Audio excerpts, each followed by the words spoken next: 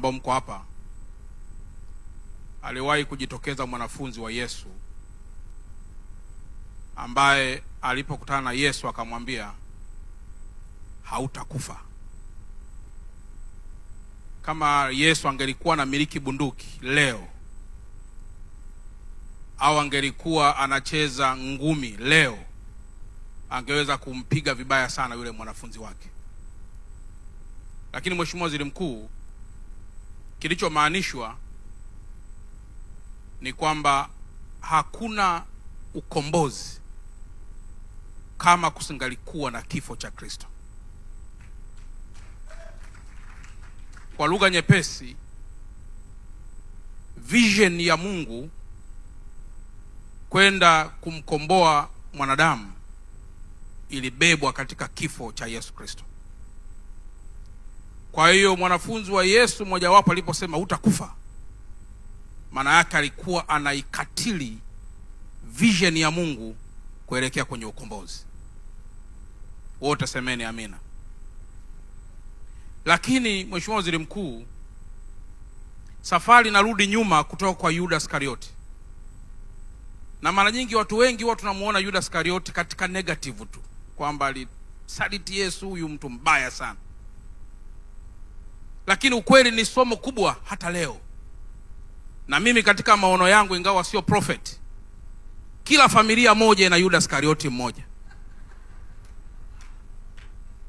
Na anaweza kujitokeza wakati wa kifo chako, anaweza kujitokeza wakati ukiwa huna fedha, anaweza kujitokeza wakati wa kushuka kwako. Lakini kila nyumba moja ina Yuda Iskarioti mmoja. Na kila moja aseme amina. Mheshimiwa Waziri Mkuu, Yuda anatupa mafunzo mengi. Alijua kabisa kwamba Yesu atakwepa mishale, ndio maana akapokea fedha. Lakini nyakati za Yesu kukamatwa zilipotimia, ndio Yuda anapata ukichaa. Fedha naiona haina maana, anakimbia mpaka anakwenda kuitupa, kwa sababu alijua Yesu atakwepa na alijua Yesu ni Mungu. Wapo watoto wetu sisi, anaweza kasema kwa kuwa waziri mkuu ni mtu mwenye ulinzi mkubwa, ngoja nipokee ni msaliti waziri mkuu, akiamini kabisa atakwepa waziri mkuu mishale hiyo. Lakini kumbe bahati mbaya ukashindwa kukwepa. Ni message ya Yuda Iskarioti kwamba hata walioko ndani mwetu yupo msaliti mmoja wenye mfano wa Yuda Iskarioti. Semeni amina. Sijafaa kuwa mchungaji. Mheshimiwa Waziri Mkuu, mwisho uniwie radhi, maana leo kila nilivyotoka kule, kila nikijiangalia naona kama suti yangu inafanana ya kwako.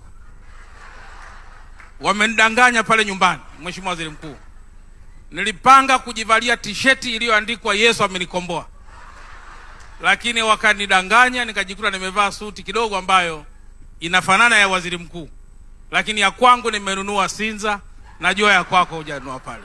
Bwana pewe sifa sana. Asante sana. Mheshimiwa Waziri, nakuomba usogee mbele hapa ili umkaribishe Mheshimiwa Waziri Mkuu.